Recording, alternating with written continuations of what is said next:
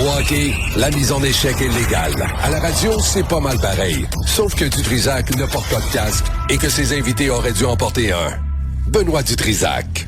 Non, mais j'ai un slip coquille en tout temps.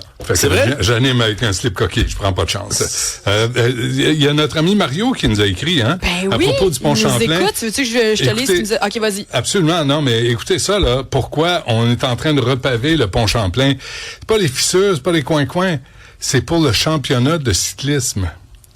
Fait que pendant toute la fin de semaine, on a bloqué l'accès à la Rive-Sud sur le pont Champlain pour le championnat de cyclisme. D'ailleurs, ça passe avant toutes les rues défoncées de Montréal ou des autoroutes. Ça va pas pire. Attends, ça veut dire que le pont Champlain, c'est correct pour rouler en auto, mais c'est pas assez bon pour les vélos. Non. Ça, faut le refaire pour les vélos. Oui. Pour qu'ils roulent sur un Laisse un petit nuage, un petit tapis. Exactement. Ils sont chanceux. Ouais, ça donne le goût de faire du vélo. C'est pas des vélos de montagne, en tout cas. Non. Alexandre Moranville est avec nous. Alexandre Dubé, lui, est quelque part en train de se faire des mèches et de se faire une beauté.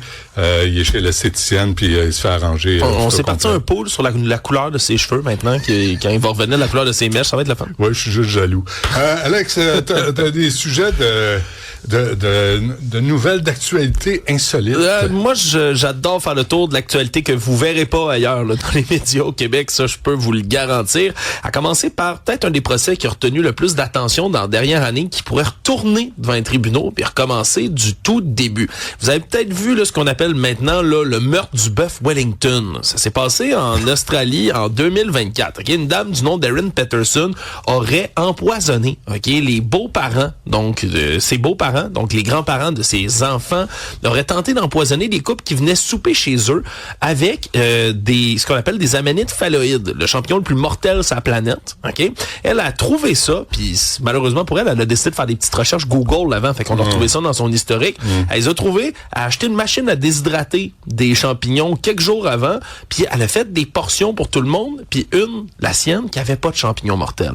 Mais évidemment, quand tout le monde a commencé à être malade, puis 3 personnes sont décédées, une autre a survécu par la peau des fesses, mais elle-même s'est présentée à l'hôpital en faisant comme si elle était le goûteur dans Astérix, en faisant oula, mais elle n'était pas malade du tout. On l'a finalement reconnu coupable, donc, de ce triple meurtre-là. Prison à vie sans possibilité de libération conditionnelle avant 33 ans, mais là, tout pourrait foutre le bord. Parce que quand on a commencé ce procès-là, c'est devenu tellement populaire que la petite ville dans laquelle ça se passait, la ville de Morwell, était mal équipé pour retenir toute cette attention-là. Il y avait des gens des médias à pocheter, il y avait des témoins, le jury, tout le monde, mais c'est ramassé dans le même hôtel. C'est ça le problème. Il y a juste un hôtel dans une petite ville où ça se passait, cette histoire-là, ce procès-là.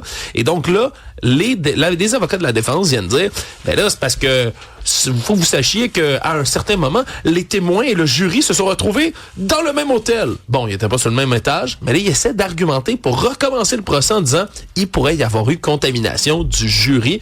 Puis, les procureurs de la couronne vont en profiter. Eux, ils disent, ben, savez-vous quoi, 33 ans sans possibilité de libération, c'est pas assez. On veut demander prison à vie ferme, sans libération, jamais. Donc, ça se peut qu'on retourne à procès. Évidemment, ça risque de susciter toutes sortes de podcasts, de true crime, de documentaires. Moi, je mettrais un petit doc Netflix et déjà en train de se préparer quelque chose là-dessus. Ça sent le projet de livre de recettes. Bœuf Wellington, bon à en mourir. Oui, votre belle famille vous tape ses nerfs? C'est ça, une recette, ouais. Ouais, peut-être pas.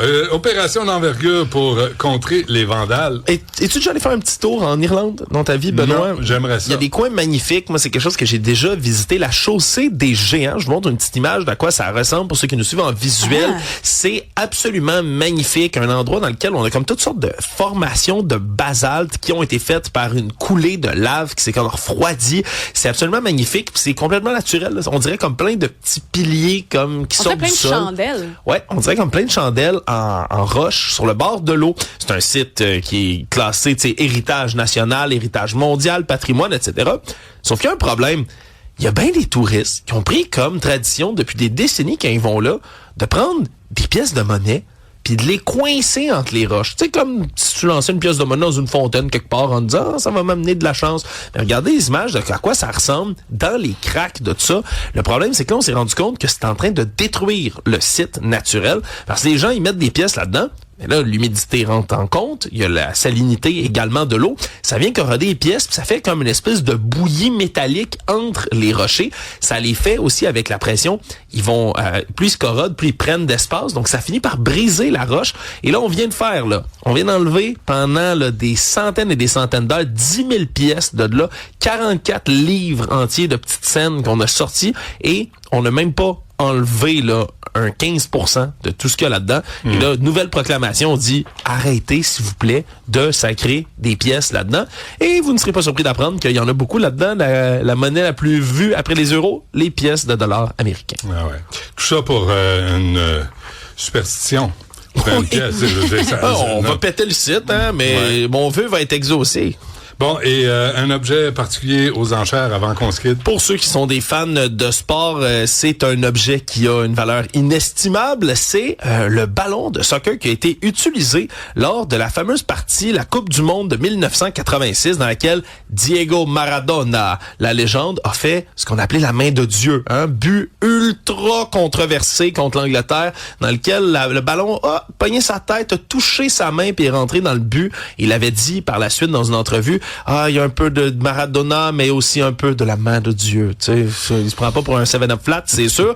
Et là, on vient de la vendre pour 3,3 millions de dollars américains ce samedi. Il y avait un collectionneur qui l'avait, puis c'est ça qui est très drôle. Le collectionneur en question, c'était l'arbitre du match à l'époque, Monsieur Aline Bin Nasser, qui avait gardé pendant au-dessus de 30 ans le ballon chez eux.